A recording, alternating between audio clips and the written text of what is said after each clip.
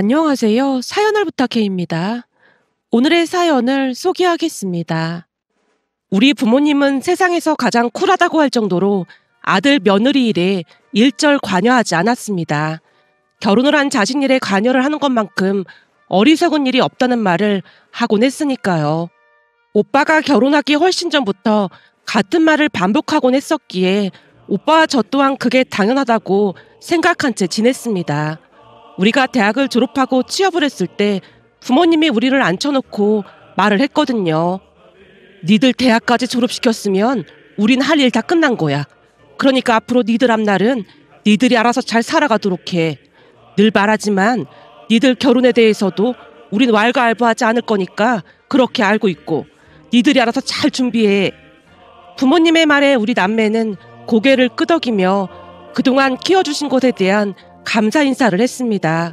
하지만 고모는 그런 부모님을 이상한 눈으로 바라보곤 했어요. 우리 집과 고모 집이 워낙 가까운 거리에 살았다 보니 고모가 자주 찾아오곤 했는데 어느 날 찾아온 고모가 눈을 반짝이며 엄마에게 물었어요. 언니, 내가 듣자 하니 민석이 여자친구 생겼다면서요? 그렇다고 하더라고요. 엄마가 대수롭지 않게 대답하는 모습에 고모가 의심쩍은 표정으로 입을 열었습니다. 언니가 지금 안 겪어봐서 이렇게 느긋한 건데 겪어보면 언니도 열불 터지다 못해 폭발할걸요? 아니, 아들이 여자친구 생긴 게 열불 터질 일이 뭐가 있다고 그래요. 민석이 나이 정도면 결혼도 생각하고 만날 거 아니에요. 그렇겠죠. 이제 슬슬 짝을 찾아갈 나이가 되긴 했으니까요. 역시나 엄마가 대수롭지 않게 대답했는데요. 고모가 곁눈질로 엄마를 살피며 다시 입을 열었어요. 아들한테 여자친구가 생기면 엄마는 아주 찬밥 신세가 되더라고요.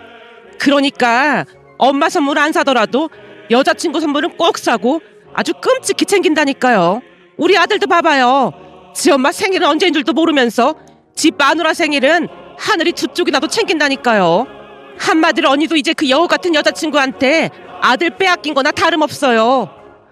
고모 입에서 놀랄만한 말이 튀어나왔기에 엄마가 기가 막히다는 표정으로 고모에게 일침을 가했습니다. 고모, 그런 말 했다가는 이상한 사람 취급받기 십상이니까 어디 가서 절대 그런 말 입 밖에도 꺼내지 마요.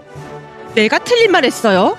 평생을 애지중지 키웠는데 어디서 여우 같은 게 나타나서 우리 아들을 홀리고 있잖아요. 그러니 내가 열불이 터지지 않겠냐 그 말이에요. 고모, 자식은 소유물이 아니에요. 자식을 낳았으니 잘 키워주는 게 부모의 의무이긴 하지만 그 이후에는 독립적인 생활을 하게 그냥 둬야 하는 거예요. 우리나라 시어머니들이 고모 같은 생각을 하고 있기 때문에 허구한 날 고부 갈등이 일어나는 거잖아요. 고모 나이가 많은 것도 아닌데 그런 생각을 한다는 것 자체가 진짜 놀랍네요. 엄마가 고개를 절레절레 흔들며 혀까지 내두르고 있었는데요. 고모는 여전히 엄마 말을 이해하지 못하고 있었습니다. 내가 내 자식을 얼마나 귀하게 키웠는데 너무하잖아요. 그럼 고모네 며느리는요? 그 며느리도 집에서 귀하게 자랐어요. 요즘 세상에 귀하게 자라지 않은 사람이 어디 있겠어요. 고모도 딸을 엄청 귀하게 키웠잖아요. 그런데 그런 말을 하면 안 되는 거죠. 엄마의 일침에 고모가 잠시 뾰로통한 모습으로 입을 삐죽이다가는 다시 반격을 했습니다. 사실 며느리들이 잘만 했으면 시어머니들이 불만이 있겠어요. 요즘 며느리들은 연락도 잘 안 하고 자주 찾아오지도 않고 그러잖아요. 그러니 우리 입장에선 참 기분이 나쁠 수밖에요. 고모, 그것도 그래요. 고모네 며느리가 처음부터 못했던 건 아니었잖아요. 처음에는 여행도 같이 자주 가고 그랬는데 여행 갈 때마다 고모가 음식 맛이 어떻다, 뭐가 기분 나빴다 매사 그런 식으로 말을 하는데 어떤 며느리가 같이 가고 싶겠어요.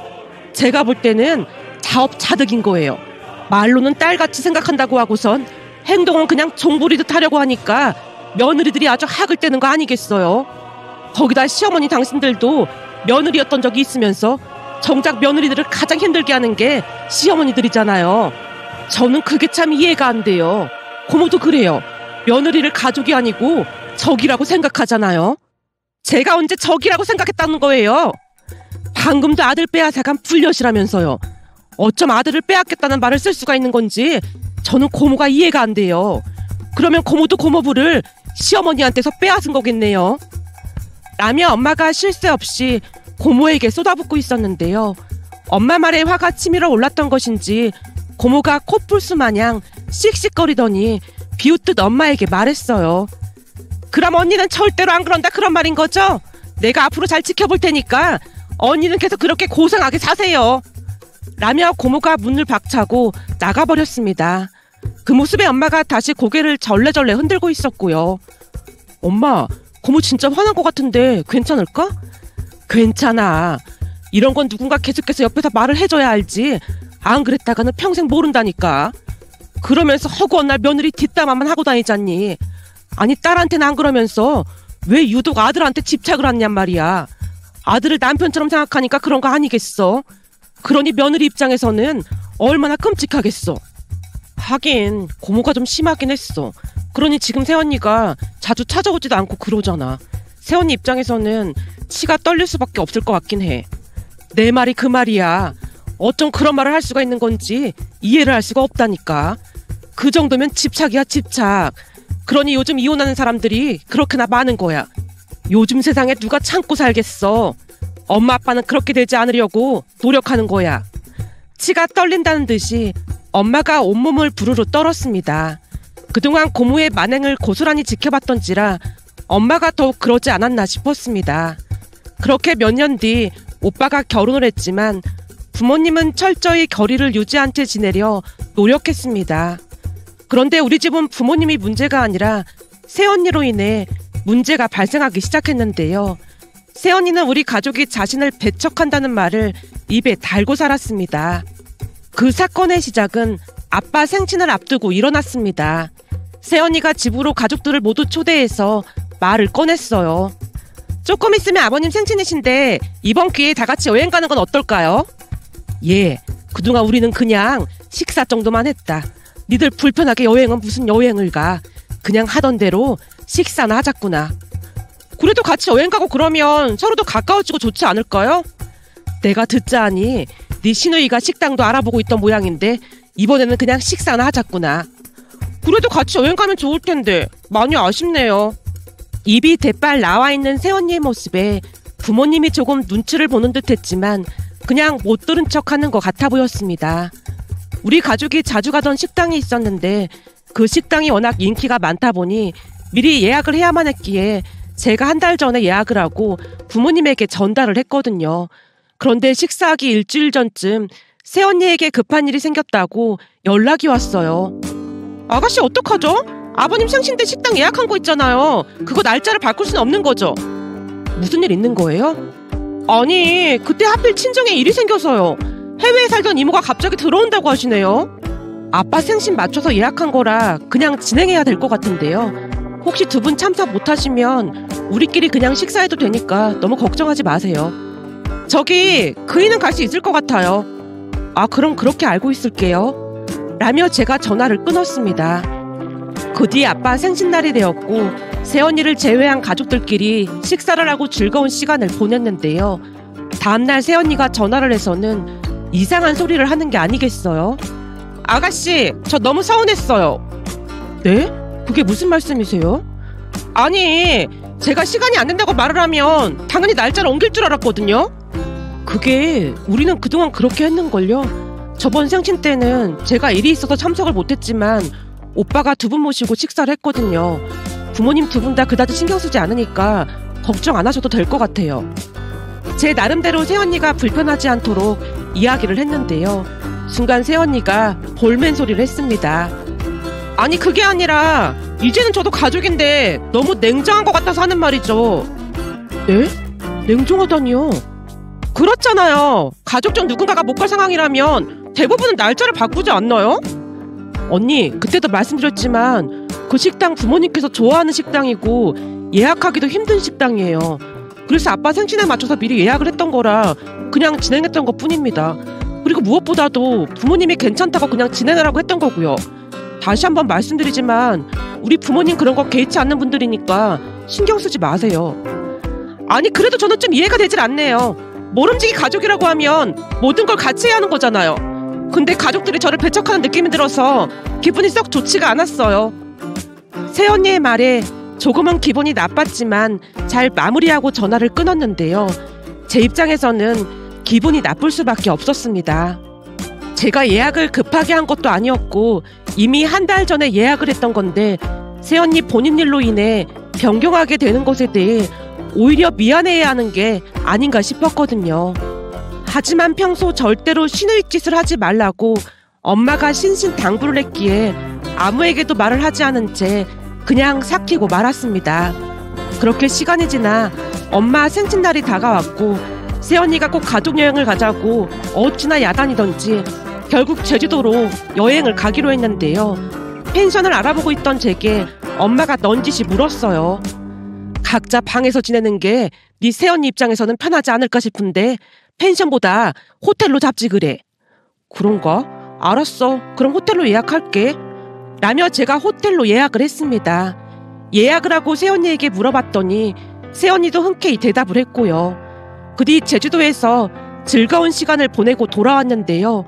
며칠 뒤 또다시 새언니에게 연락이 왔습니다. 아가씨, 사실 제주도 여행 때 말이에요. 조금 서운하더라고요. 네? 뭐가요? 그때쯤 수시로 말을 바꾸는 새언니로 인해 조금씩 불편해지고 있었기에 제가 약간은 짜증스레 물었는데요. 새언니가 또다시 불만을 토로했습니다.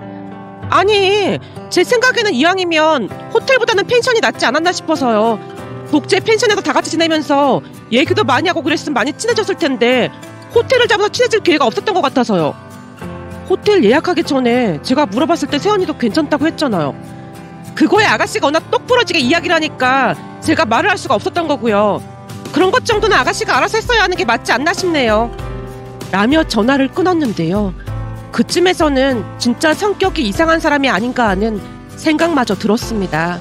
이건 시댁 시집살이가 아니라 새언니에게 시집살이를 당하는 기분이었거든요. 하지만 굳이 상대할 가치도 없다고 생각한 채 또다시 꾹 참고 말았습니다. 그러던 중 친척 결혼식이 있다는 말에 부모님이 지나가는 말로 제 남자친구도 시간이 괜찮으면 함께 왔으면 하는 뉘앙스로 말을 꺼냈고 남자친구에게 물어보니 흔쾌히 대답을 했습니다. 친척 결혼식에 남자친구가 온다는 사실을 오빠 부부에게 미리 알릴 필요를 느끼지 못했기에 굳이 미리 말을 하진 않았습니다.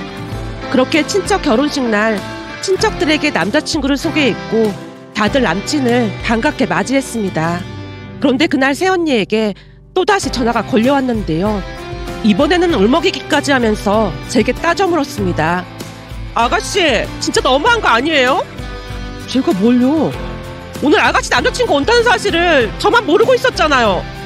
언니만 모르고 있었던 게 아니라 부모님만 알고 있었다라는 말이 맞을 것 같은데요. 그게 그 말인 거잖아요. 정말 너무 서운하네요. 저는 진정한 가족이 되려고 노력하고 있었는데 아가씨는 저를 밀어내기만 하는 것 같아서 정말 기분이 나쁘네요. 저도 가족인데 당연히 알고 있어야 하는 게 맞는 거잖아요. 라며 일방적으로 전화를 끊어버렸습니다. 그쯤에서 정말 기분이 나쁠 수밖에 없었고 제 인내심도 한계에 도달했기에 결국 그동안 있었던 일을 엄마에게 다 말을 했습니다. 제 말을 듣던 엄마의 표정이 심상치가 않았는데요. 그게 정말이니? 아무래도 새언니는 내가 제일 만만한가 봐. 그렇지 않고서야 말도 안 되는 불만사항을 왜 나한테만 말을 하겠어? 우선은 그냥 좀 더 지켜보다가 혹시나 또 그런 일이 있음 그때 다시 말해.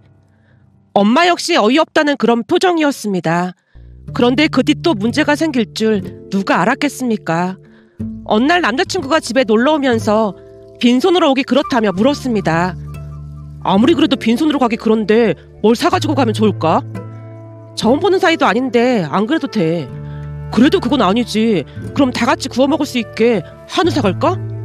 너무 비싸잖아. 그냥 와도 돼.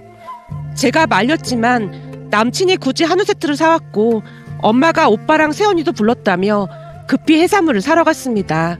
사실 새언니가 육고기는 싫어했지만 해산물은 잘 먹었거든요. 그런데 잠시 후 집에 들어서던 새언니가 한우 선물 세트를 보더니 조용히 물었습니다.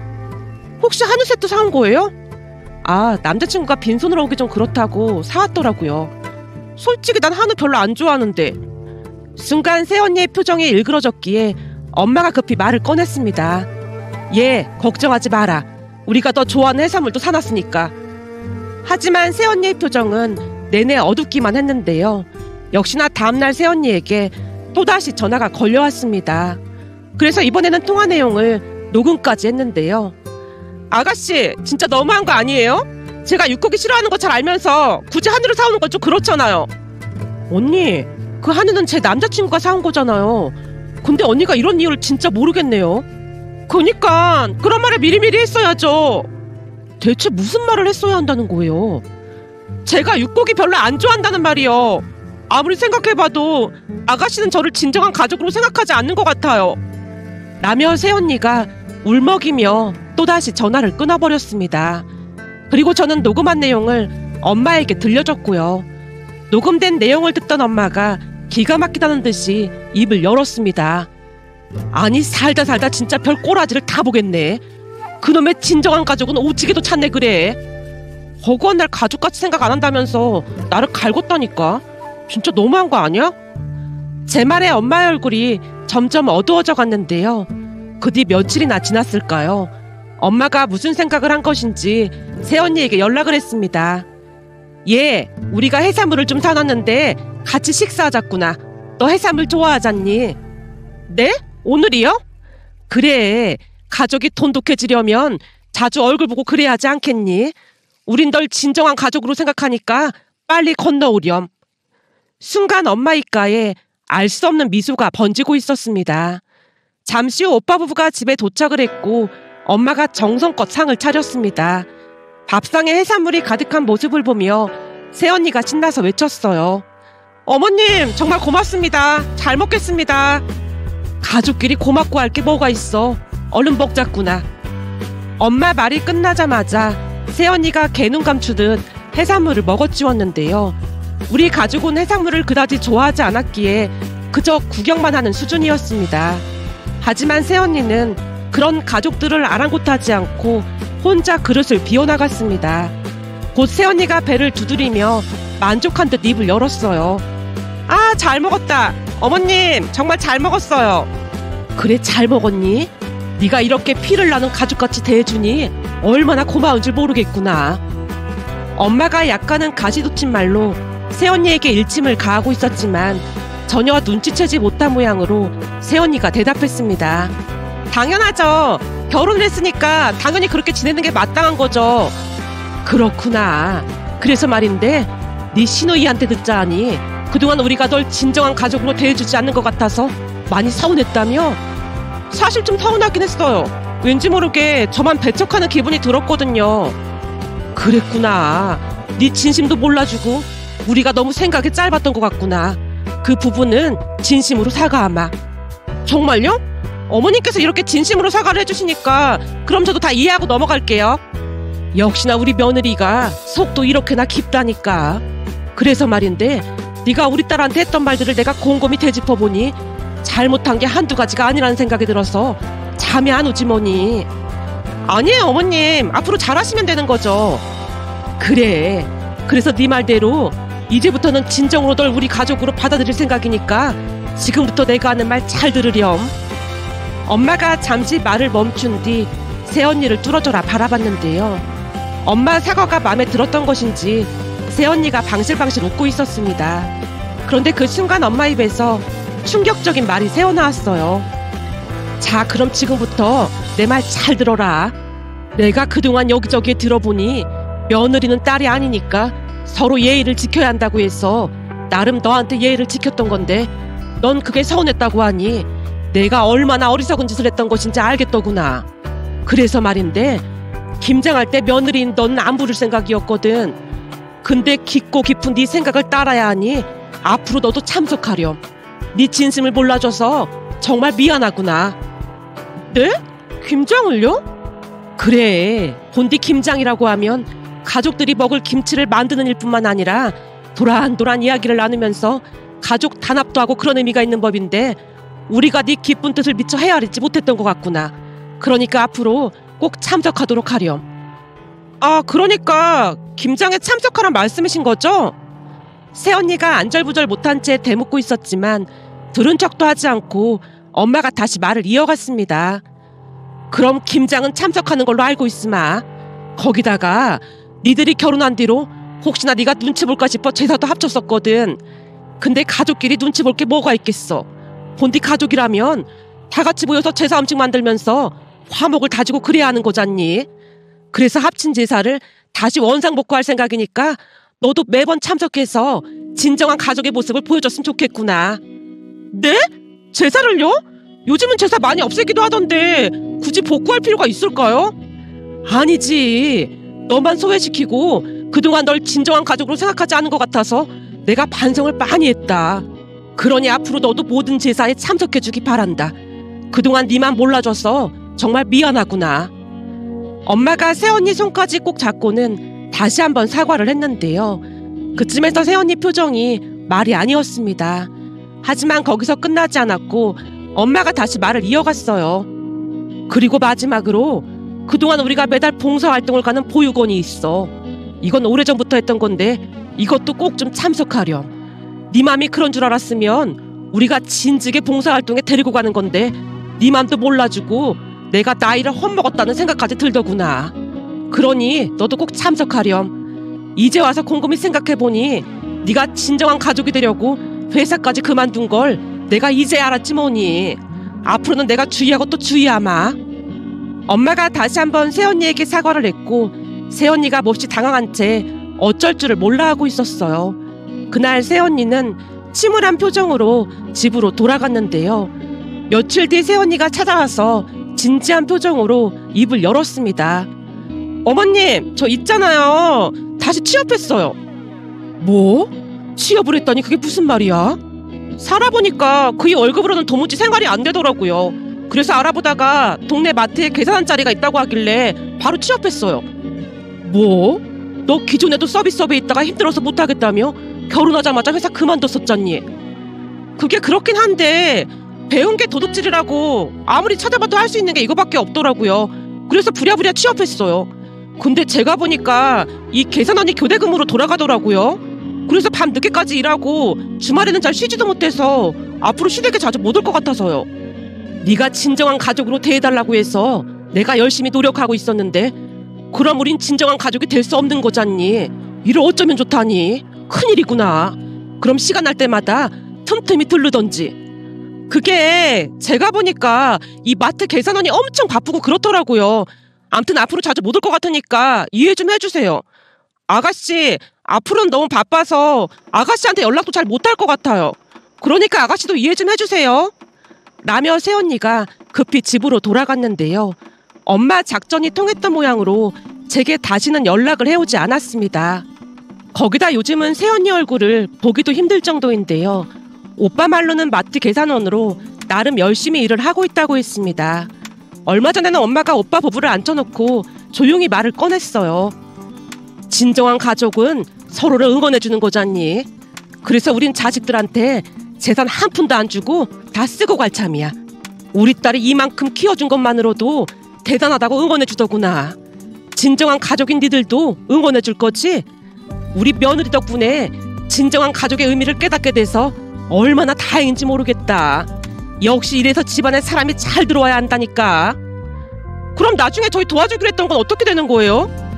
예, 그때는 내가 진정한 가족의 의미를 몰라서 그랬던 거고 네 덕분에 이제는 깨달았으니까 우린 이제부터 슬슬 여행이나 다니고 그러면서 살 생각이다.